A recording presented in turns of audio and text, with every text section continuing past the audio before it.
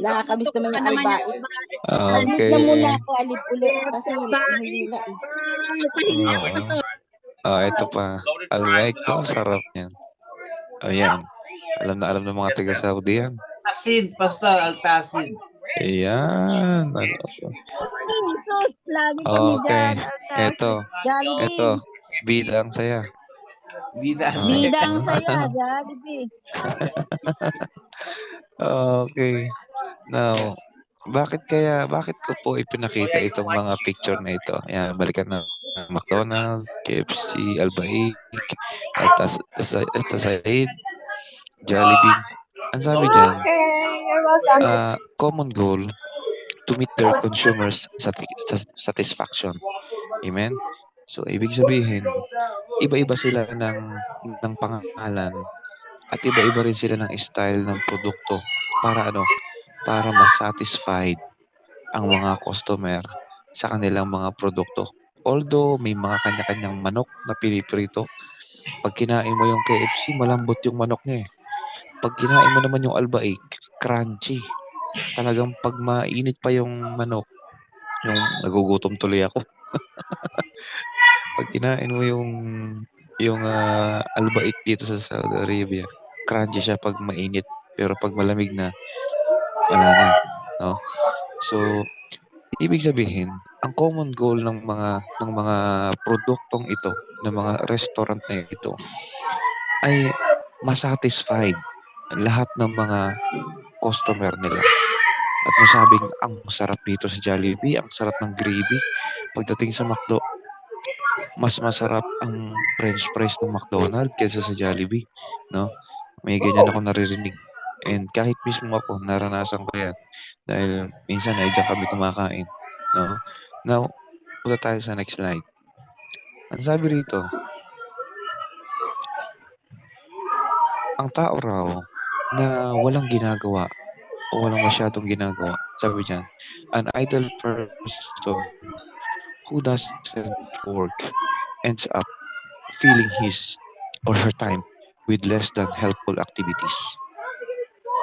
Ano kaya yung ginagawa ng mga taong relax lang, yung bang walang masyadong activity sa buhay, walang masyadong ginagawa, pa-easy lang. Ito yung mga ginagawa ng mga taong hindi busy, lalo sa Panginoon. Okay? So, marami. Next slide. Ayan. Alam nyo ba yan? Yung pisog. Binaliktad ko lang. Gossip. No? Yan daw po ang ginagawa ng mga tao na yung mga idle person. Hindi idol idle. Okay? So, ang ginagawa niyan, gossip. Information about the behavior and personal lives of other people. Okay? Kaya, maganda talaga yung busy tayo. Siyempre, mas maganda yun sa Panginoon. Mas maganda na talagang meron tayong ginagawa para sa Panginoon. Yes, noon marami tayong ginagawa, pero hindi sa Panginoon eh. Tama ba? Ang makialam sa buhay ng may buhay. No? Yung title nga ng mensahe ngayon is Mind Your Own Business. Okay? Pero itong gossip, maraming nakikialam, no? Sa buhay ng may buhay. Tama ba? So, nagbubulong-bulungan at maya-maya hanggang sa kumalat na yung informasyon sa kanilang pinagchichismisan ay thank you. ayan, paki-mute na lang. Kumalat yung kanilang pinagchichismisan, yun na, naghahampasan na ng walis tingting. No? Now, punta naman tayo sa next slide. So, 3 kinds of mind. Ito yung 3 kinds of mind nating mga tao. Ayan. 3 kinds of mind nating mga tao. Ayan, salamat Nanay Ludi.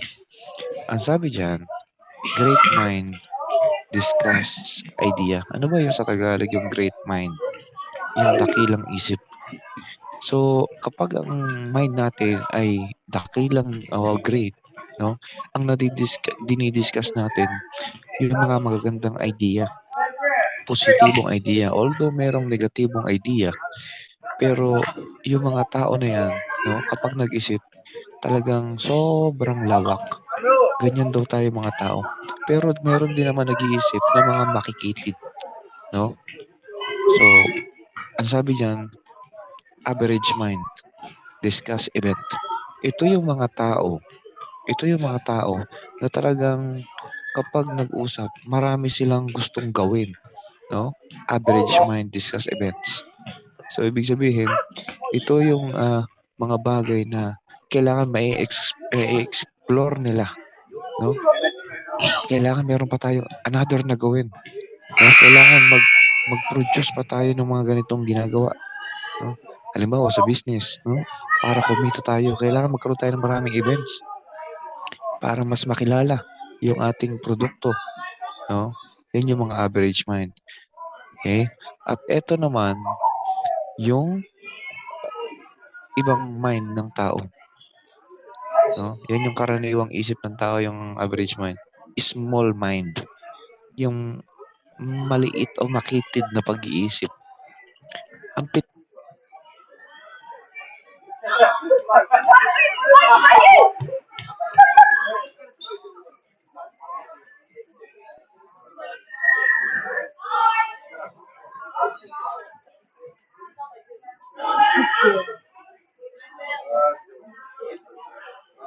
Nako. Salo. Salo.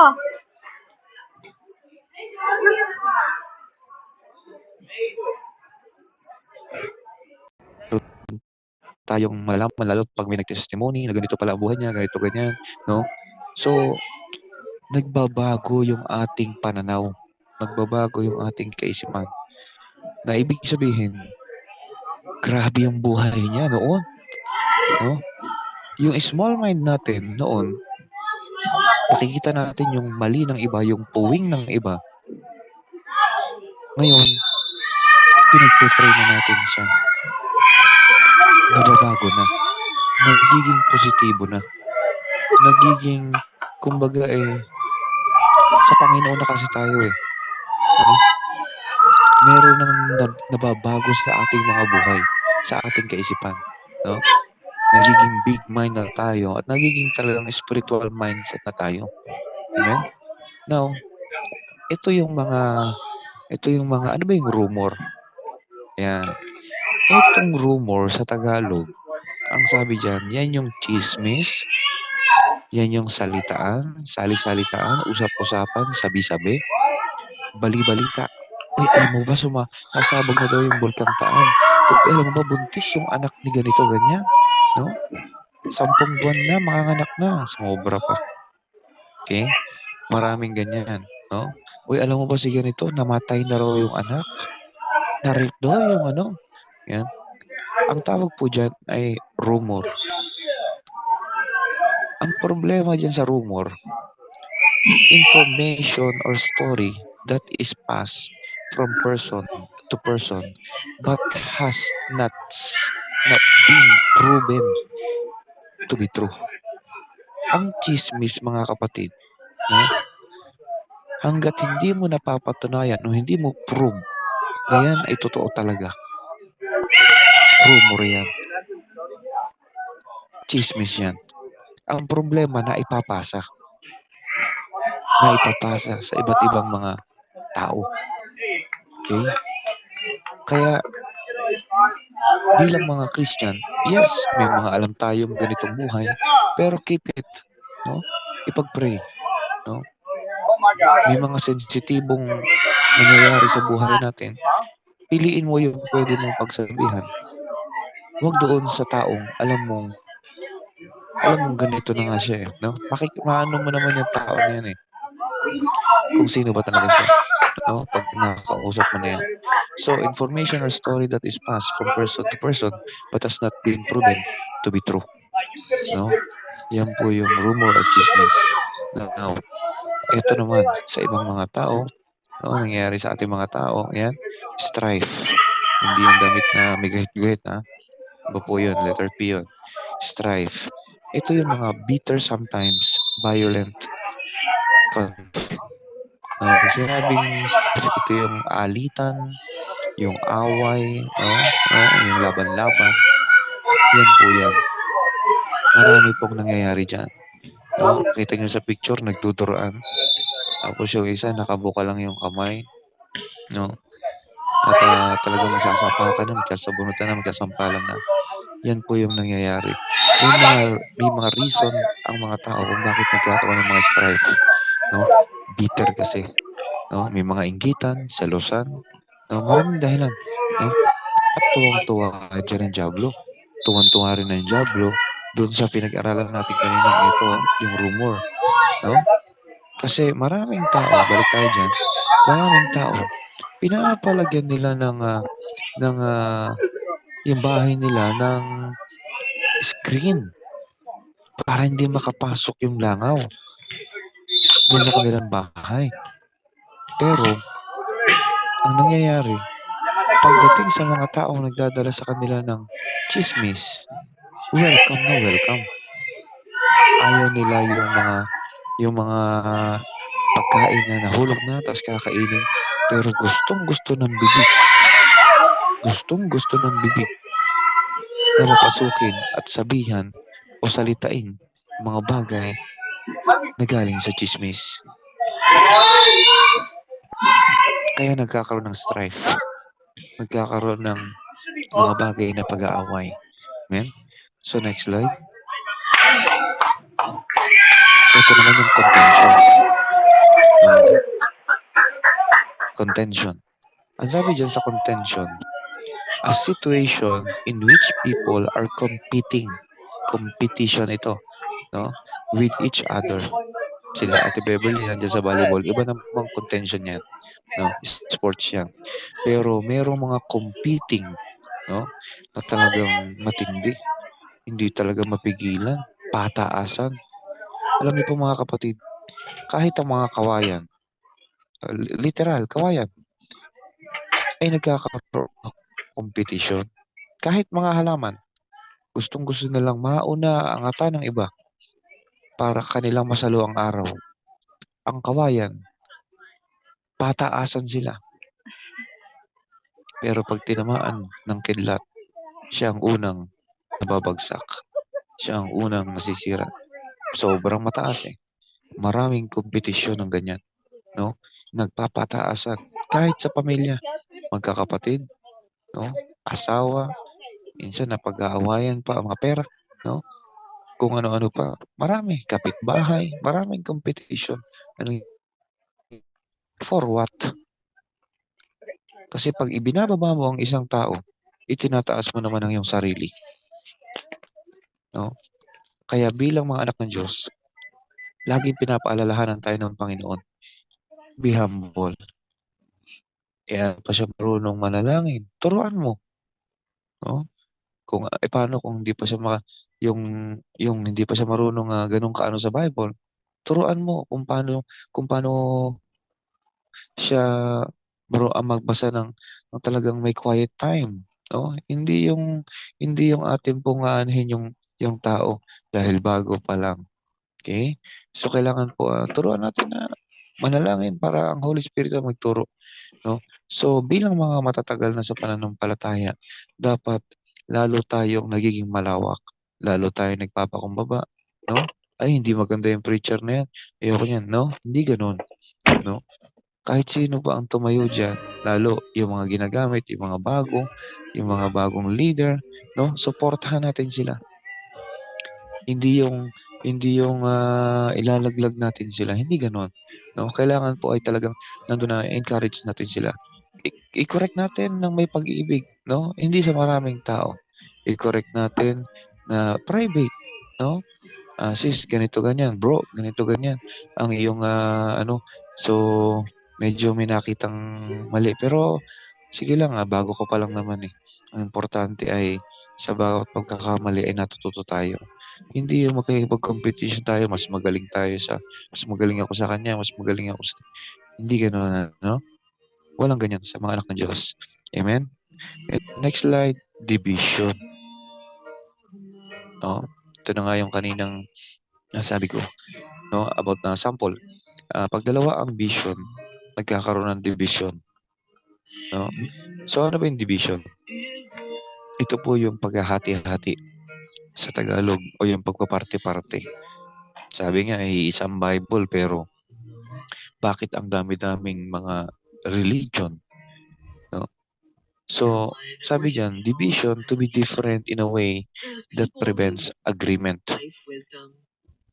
To say or express opposite things. Sabi nga ng isang kapatid, no, na naka-attend siya sa isang gawain na ang Diyos daw ay nasa China. Nasa China lang, no? Nagulat din ako, no? Nakakalungkot. No, na merong mga ganong preacher, meron pa nga akong invite sa akin dati na ang doon daw sa kanilang church, hindi daw sila naniniwala sa impyerno. Abay, maganda naman talaga kung walang impyerno. Pero ang tanong, sa Bible may impyerno eh. Kaya kung hindi tayo nagbabasa, nako, mahihiwalay. Marami po ang nangyayaring ganyan, mga kapatid. Matatagal na sa gawain, pero nadadaya pa rin, no? No? Hindi natin sinasabing tayo matatag na. Pero kailangan po natin magsuri palagi sa bawat ina-attend na nating platform.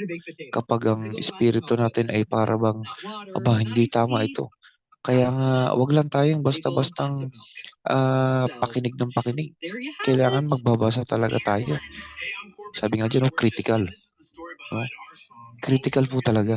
Kasi pwede kang makuha nila. Pwede ka nilang talagang mahikayat, maimpluwensyahan ng maling doktrina, no? Kaya nagkakaroon ng division. And para malaman mo kung talagang legit ang kanyang pagiging Kristiyano, tingnan mo yung track record niya. Tingnan mo yung kanyang buhay. Tingnan mo kung ano talaga, nabago ba talaga, no? Meron ba talagang proof na nagliliwanag, no? Sa Diyos ang kapurihan? Talagang ang Diyos ba naaangat? And pag nakikinig ka ba sa Kanya ay talagang nakikita mo yung presensya ng Panginoon? Hindi dahil sa maganda or gwapo or kung ano man, magaling magsalita. Kailangan titingnan mo, mga kapatid, susuriin mo yung presensya ng Lord. Nararamdaman mo ba? No? Yun yung dapat na kailangan nating susuriin. No? Sasalain natin sa Jesusness, no? Sasalaan ng Panginoong Hesus ang bawat napapakinggan natin, no? So, hallelujah. Now, look for a task to do for Christ or for your family and get to work, ang sabi diyan, no? Kailangan po may task tayo para sa Panginoon at sa ating pamilya. At kailangan nating talagang kumilos, gumawa. Amen? So, bilang mga Kristiyano, ang sabi ni Apostol Paul, no, ang yung advice ni Paul sa atin, sa ating mga church, sa ating mga temple, ang sabi diyan, build each other up. Point out to someone a quality you appreciate in him or her. Ibig sabihin, mga kapatid, bilang mga mananampalataya, matagal, lalo yung mga matatagal na, no, ilang taon na, kailangan po ay talagang, yun nga sabi ko kanina, tulungan natin. Lalo pag mga bago, no? I-appreciate natin, no? Siyempre, pag may mali, i-correct natin ng maayos. Okay? At ito na, salamat sa inyo. Yan, sabi dito, honor your leaders. Look for ways to cooperate. Siyempre, hindi naman namin kaya to eh. Tulad kahapon, no? Maghapon kami sa gawain. Pero nandiyan ang mga kapatid, si Ate Beverly, Nanay Andrea, no? Bagamat si Pastor Danilo ay merong nararamdaman, no? Talagang purihin ng Panginoon. Kayo yung mga armor bearer, no? Na ginagamit ng Panginoon para magpatuloy ang gawain. Madi-discuss natin yan, no, sa mga susunod na pag-aaral. At yun nga, show leaders great respect. Kailangan po, kung paano natin nire-respeto ang presidente ng bansang Pilipinas, nire-respeto ang ibang mga tao, no? Kailangan po ay irespeto rin natin lalo, no, yung mga itinalagang leader natin. Tinalagang leader sa atin. Kami po, no, sa church, no, kayo rin sa inyong mga church, nandun yung respeto, no? Bagamat nagkakamali rin kami, tayo lahat nagkakamali, no? Ang sasabi diyan, hold back your next critical comments about those in position of responsibility. Ibig sabihin, hold back next critical comment. Yung magsasalita tayo sa leader natin, ng mga ganito ganyan na bagay, no? Hold back kasi magbabounce sa atin yan. Babalik sa atin yan, no? Actually, lahat naman tayo. Lahat tayo, mga kapatid. Mabuti man o maganda. Sabi nga, mabuti o maganda pag may masasabi pa rin ng tao eh. No? Ano ba naman to si Karandi? Ganito ganyan, no? So sabi diyan, say thank you to your leaders for their efforts and salamat din po. No? Sa Diyos ang kapurihan, salamat din po sa pakikipagtulungan niyo, no? Halimbawa, tulad niyan, wala yung presider, no? Wala yung aawit, wala yung mag-opening prayer, no? Wala yung preacher. Merong nakahanda yung mga armor bearer, yung mga leaders na itinatalaga ng Panginoon, no? Tuloy pa rin ang gawain, no? Kasi sa Panginoon ito eh. Amen? So, live in peace. No? Sabi ni ang Paul advice to the church, mamuhay daw tayo na may kapayapaan. Paano naman ako mamumuhay? Ang gulo-gulo dito sa bahay. Paano naman ako mamumuhay na may kapayapaan? Ang dami kong nararamdaman. Paano naman ako mabubuhay na may kapayapaan? Wala akong pinansyal. Kulang ang pinansyal ko. No? Maraming ganyan. Paano naman ako mamumuhay? No? Puro problema nga dumarating. Sabi dyan, live in peace, search for ways to get along with others. Hanap tayo ng paraan. Kapag may problema, may solusyon. Kapag may gulo, meron ding kapayapaan sa piling ni Kristo. Amen? Marami, kahit hindi pa rin tablan-tablan ng kapayapaan, kahit Kristiyano na. Kahit Kristiyano na, hindi pa rin tablan-tablan ng kapayapaan. Why? Because pagdating na ng mga problema, ayan na, ang nangyayari. Nakakalimutan na yung Word of God na pinag-aaralan. Mas namamagnified na yung problema kaysa doon sa Word of God na napakinggan. Ay, alam ko yan, 1 Corinthians 10:13. Pero pag nandiyan na yung problema, naku po, no? Saan damakmak na ang hagulgol? Saan damakmak na ang balisa? No? Live in peace to the presence of God. Madaling sabihin. Kahapon nga, nung may share ko lamang po, nung yung picture ng sugat ni Stephanie, sabi ko, Lord, tawag dito, nag-conversation kami ni Stephanie, ng aming anak. Sabi ko, anak, tingnan mo. Alam mo, yung sugat mo na yan, merong purpose yan. Basahin mo yung Matthew 8. Nandyan lahat ng pinagaling ng Panginoon. Actually, anak, kung babasahin mo ang Ezekiel, pinakuha ko sa akin yung Bible. Basahin mo yung Ezekiel, meron dyan yung dry bone. Pero nilagyan ng laman ng Panginoon hanggang sa naging tao, nagkaroon ng ugat. Yan pa kayang sugat mo, anak, ang hindi paggalingin ng Panginoon. Ang nais ng Panginoon, anak, sabi ko sa kanya, ay manampalataya ka na maggagaling yung sugat mo. Yes, may gamot, pero may dakilang manggagamot. No? Talagang nalip siya, iyak siya ng iyak. No? Papa, gusto ko nang pumasok. Anak, maghintay ka lang. No? So, ganun. Live in peace. Kahit mayroong pinagdadaanan. Kasi ang tunay na kapayapaan sa Diyos mo lang matatagpuan.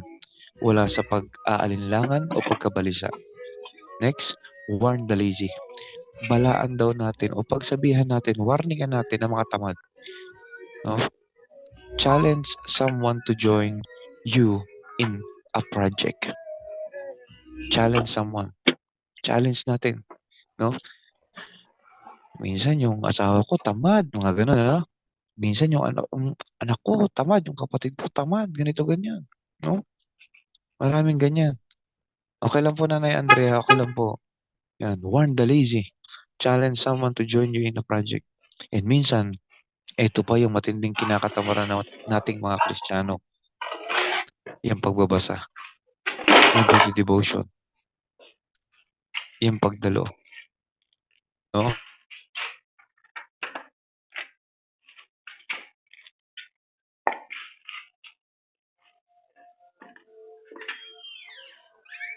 Oh my gosh. Why are you watching? Tulong sa biyaya ng Panginoon. Ito'y pagkaing spiritual, baka lalo ka manghina. Kaya tinatamad, no? Maraming They ganyan, want tinatamad ng dumalo, tinatamad ng magbasa. Mas gusto na yung bumabalik sa almost, dating gawain, they almost no? about to Warningan po lose. natin sila. Amen? Encourage the timid. Ano ba tong timid?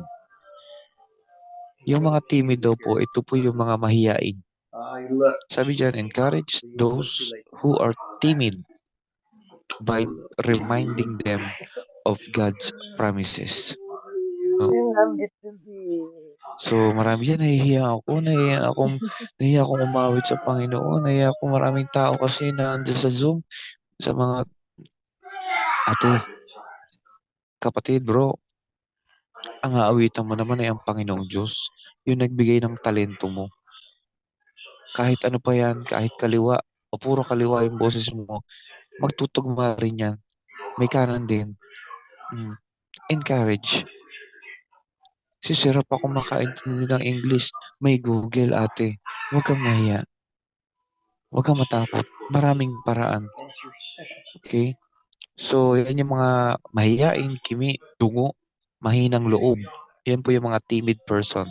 Mahiyain. No? Dati mahiyain din po ako, mga kapatid. Kumapal na yung muka. Salamat po at binigyan ng tapang ng Panginoon, no? Sa paghahayag ng salita ng Diyos. No? And glory to God. Dapat ay lahat po tayo ay huwag Doon ka, mahiya sa oh. pag-share ng Umupo ka word of doon na. God. Doon kay Eh, daddy mo. ano pa yung advice ni Paul, no? Joey. Paul advised to the church, take care of the weak. Ayan. Ang sabi dyan, take care of the weak. Support those who are weak by loving them and praying for them. No? Lagi mo nakakausap, ganito ganyan, ganito ang problema niya. Pag-pray mo. Your stink. Dahil tayo rin naman ay mahina. Dumarating din ang time ng kahinaan natin. Your Walang underarm malakas stink, palagi. yeah. And pag dumating yung time na mahina ako, malakas kayo. Merong malakas na magpe-pray. Kapag dumating naman yung mahina kayo, at ako naman ay pinalakas, pagpe-pray ko rin kayo. Ganun lang yun. Suportahan. Support those who are weak by loving them and praying for them. Hindi yung mahina na nga, didikdikin pa natin. You smell it. Hindi ganun. Lawak. No? Lawakan natin ang pangunawa natin. Next, be patient. Yan, marami dito bumabagsak. Traffic pa lang, nawawala na ng pasensya. Yeah, even you No? work for all day, right? Traffic pa lang yan. No?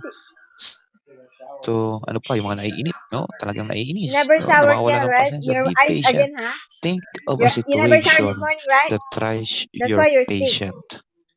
And plan told you ahead you're- of time how you can stay calm. Kahit na nakakainis na yung inaalagaan mo, kahit naiinis ka na sa supervisor mo, naiinis ka na sa asawa mo, no, sa kung saan man, be patient. Kasi kung hindi mo pipigilan yan, kung hindi ka mag-i-stay calm, susunod yan, galit na eh. Susunod na yung action mo. Be patient. No? Sabi ni Paul, yung advice ni Paul, no? And resist revenge. Next, ayan. Resist revenge. Instead of planning to get even with those who mistreat you, do good for them. No? Yun daw mga tao na nagpaplano na talagang imimistreat tayo, no? Talagang di maganda yung trato nila sa atin. Sige lang, gawan mo yan ng mabuti. Sabi nga ng Bible, di ba? No? Bigyan mo ng yung kaaway mo, mahalin natin. No? Gawan mo ng mabuti ang gumagawa sa iyo ng masama, no? Huwag lang yung mabuti sa iyo, yun lang gagawin mo. Wala tayong gantimpala diyan, no? Merong gantimpala doon sa talagang mas malaking gantimpala nung inis na inis ka, gagawan mo pa ng mabuti. Ang hirap kaya nun. Ang hirap nun. Pero yun ang utos ng Diyos eh. May magagawa ba tayo? Kristiyano na tayo. Amen? So next, na Paul advised to the church, be joyful. Sabi dyan, sa be joyful, remember that even in the midst of turmoil, God is in control. Kahit na yung mga turmoil, pag sinabi dyan, yan yung mga, kung di ako nagkakamali mahirap mahirap mag-search ka muna. Turmoil, sorry. Ayan, kaguluhan. Remember that even in the midst of turmoil, kaguluhan, God is in control. God is in control. And be joyful. No? Kailangan Continue focus talaga praying. sa Panginoon. And never stop praying. Ang sabi niyan, di ba, mayroong prayer chain. Lapit na pala ako mag-prayer chain. Never stop praying. God is always with you. Talk to Him. No? Kailangan po talagang nandoon yung pananalangin natin. Ano man ang ating ginagawa, Seal your eyes, ha? manalangin tayo. No? Pray without ceasing. No? Kailangan po talaga nandiyan ang ating pananalangin kasi talagang communication natin yan sa Panginoon. And next, give thanks. Siyempre sa Panginoon na nagbigay sa atin ng buhay. Sabi dyan, make a list of all the gifts God has given you. Giving thanks to God for each one. No? Magagawa ba nating ilista lahat ng mga iniregalo ng Panginoon sa atin? Baka hindi na, sa dami. Ang daming ginawang regalo ng Panginoon sa atin. At ang pinakamagandang regalo ay yung tanggapin siya sa ating buhay. Papasukin siya sa ating buhay. No? Palayasin ang mga mali sa ating buhay at papasukin yung magagandang gift ng Panginoon. Pasalamatan natin siya. Amen? And do not stop the Holy Spirit. Yan. Huwag daw natin pigilan ng banal na Espiritu. Kailangan po, sabi niya, cooperate with the Spirit the next time He prompts you to participate in a Christian meeting. Ay, ayoko maging leader. No, yung ganyan. Ayoko maging bahagi ng church. Ayoko maging bahagi ng ministry. No? Kapatid, huwag mong pigilan ang banal na Espiritu. Kung yun na yung conviction sa'yo, gawin mo para sa Panginoon. Amen? At ang sabi dyan, do not object at prophecies. Receive God's word from those who speak for Him. Merong mga nagpo-prophesy, ano? Diba, nakita ka niya sa loob ng isang platform or Keep sa praying. face-to-face, no? At alam mo kapatid, ito yung nakita ko sa'yo. Nag-speak ang Lord sa akin about sa'yo. Gagamitin ka niya. Meron siyang gustong ipagawa sa'yo. No? Receive. No? Receive. Kasi kung hindi sa Panginoon yung sinasabi niya, ay ganito ang sabihin niyan. Uy, alam mo, may sinasabi ang demonyo sa'yo. Pasaway ka. Amen. Aba, bihira. Lingkod ba ng Panginoon ito? Abay, ano tayo, bula ang propeta. No? So, kailangan po mga kapatid, susuriin din natin yung mga nagsasalita sa atin. Okay? So, yun yung mga pinoprophesy nila. No? So, stay away from every kind of evil. Ito na. No? Bilang mga Kristiyano, kailangan po mga kapatid, lumalayo na tayo, no, sa mga gawa ng diablo, ng demonyo. Avoid situation where you will be drawn into temptation. No? Kailangan po ay maging sensitibo at mag-ingat, no? Na baka mahulog tayo na naman sa panunukso ng kalaban. No? Stay away from every kind of evil. At ang sabi diyan, all advice to the church. Last, count God's constant help. Bilangin natin, no? Yung mga ginawa ng Panginoon na pagtulong sa atin. At ang sabi diyan, realize that Christian life is to be lived not in our own strength, but through God's power. Minsan may nagkiklaim, ako pa, ang galing-galing ko, ang lakas-lakas ko, ang tali-talino ko. Kayang-kaya ko yan, panis sa akin yan. No? Hindi po, pag gano'n ang nangyari, pagyayabang na yon. Pag gano'n ang ating sinasabi, pagyayabang na yon. Ang natataas na doon, si Satanas. Kasi si Satanas mayabang, pero bagsak siya sa Panginoon. Kailangan po, Lord, salamat. No? Hindi ko to kaya eh. Pero dahil sa lakas na ibinibigay mo sa akin, sa kapangyarihang ibinibigay mo sa akin, sa tulong ng banal na Espiritu, sa tulong mo, Panginoon Diyos, ito yun eh, yung constant help na araw-araw kong natatamo. Napakarami. Hindi na natin mabibilang. Noon pa man, simula nang tayo pinanganak, hanggang sa panahon ngayon, ilang taon na nga tayo eh. May mga 60 na, may mga 70, 50, no? Constant help ang ipinagkakaloob ng Panginoon. Kaya wag tayong manghinawa na pasalamatan palagi siya. Amen? Dahil ang Diyos ay hindi nagkukulang. Tuloy-tuloy ang kanyang pagbibigay sa atin ng tulong. At ang sabi diyan, no, bilang reminder sa atin, no, ito yung conclusion natin. We are encouraged to continue living responsibly in spite of difficult circumstances. Christ's return is more than a doctrine. Ano ibig sabihin diyan? Puntahan muna natin yung umpisa.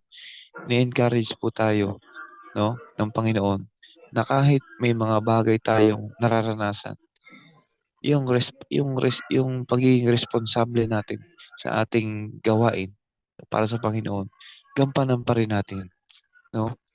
Yes, may mga shortcomings, may mga minsan ay mga hindi makadalo, may mga pagsubok, no? Pero ganun pa man mga kapatid, gawin pa rin natin ang may saya, no? Kahit na ano pa yung pinagdadaanan. And Christ returned in more than a doctrine. Marami pong doktrina ang lumalabas, no? Pero ang tanong, yung doktrina ba na napapakinggan natin ay nakikita ba sa buhay? Mas mahalaga po kasi yung Christ image o yung Christ na makikita yung gawa, no? Katulad ng kawangis ni Kristo tayo, no? Kaysa sa doctrine eh. Doctrine, yes. Information yan eh. Information yan. Pero kung yung doctrine o yung information na kukuha natin dyan is talagang isa sa pamuhay natin, mas maganda. Pero lagi po natin tandaan, mas maganda pa rin magbasa ng Biblia. No? Christ's return is more than a doctrine. It is a promise. Yung pangako ni Kristo, doon tayo dumepende. Kasi maraming doktrina na iiba-iba na eh. Pero yung Bible, mananatili yan. Nandyan yan. Hindi yan mababago. So it is not just for the future, it has a vital impact. No? Alam niyo po ba yung vital impact na sinasabi? Pag vital, sabi dyan sa Tagalog, mahalaga. It has a vital impact on how we live now.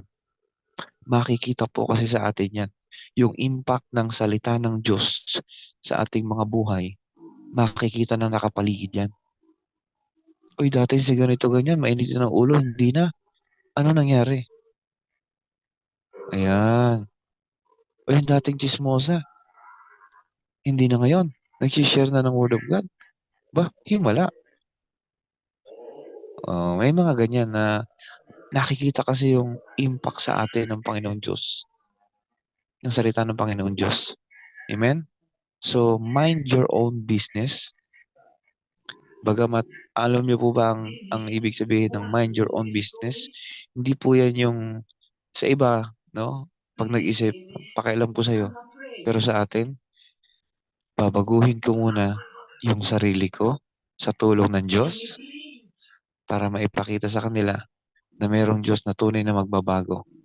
Hindi ko kaya, pero salamat sa power niya, sa strength niya, na siyang makakapagbabago sa akin. Kaya, yung sarili ko muna. Yung sarili ko muna. Hindi ko titignan yung iba. Yung sa akin muna. Amen? Hallelujah. At ang sabi dyan, most of all, focus to Christ and start minding your own business. Huwag mong tingnan yung iba, kapatid. Kasi mismong sarili rin natin. Meron din naman tayo mga dapat pang gawin sa ating mga buhay. Magaling tayo mag-advise. Pero mismong sarili natin ay hindi natin kayang ipabago sa Panginoon. Sarili muna natin. Kasi hindi ka makakapagturo ng spiritual kung mismong ikaw hindi ka spiritually minded. Hindi ka makakapag-share ng humility kung ikaw mismo ay hindi makita sa iyo ang humility. Hindi ka makakapag-share ng tawag dito, ng piso kung wala kang piso. Hindi mo ma-share si Kristo kung mismong sa buhay mo ay hindi makita si Kristo sa iyong katauhan. Amen? Kaya, mind your own business. And to God be all the glory. Tayo po'y mag-pray, magpasalamat. Father God, we thank you, Panginoon, sa iyong katuroan, very practical. And salamat po, O Diyos, sa scripture na ipinagkaloob mo sa 1 Thessalonians chapter 4, verse 11, na tunay nga po, O Diyos, yung sarili muna namin para makita, Panginoong Diyos, na talagang merong impact o yung pagbabago na ginagawa mo, na tumatagos ang bawat salitang aming napapakinggan. Yes, Lord, nasasaktan kami sa bawat nababasa namin. Pero salamat dahil ipinagkakaloob mo ito sa amin, dahil gusto mong tapyasin yung mga bagay na pangit sa aming mga buhay. Yung mga karakter namin na talagang hindi namin dapat na ginagawa. Yung mga bagay na kuminsan, nandun pa rin. Hindi lang namin napapansin. Patawarin mo kami, Panginoon. Marami pa kaming dapat na ipaayos sa iyo. Kaya hindi na kami titingin sa iba. Sarili muna namin. Baka tingin kami ng tingin sa mata ng iba. Gatroso pala yun sa amin. Patawarin mo kami, Panginoon. And we pray, Lord, na sa mensaheng ito, pinaalalahanan mo muli kami, Panginoon. At salamat sa pagpapalang mensahe mo.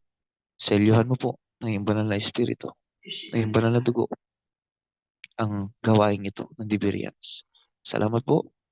On behalf of Pastor Danilo, patuloy mo po siyang pagalingin, Lord God.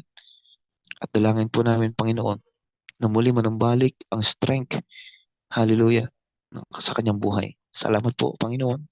Pinupuri ka namin dinadakila. In Jesus' name we pray. Amen.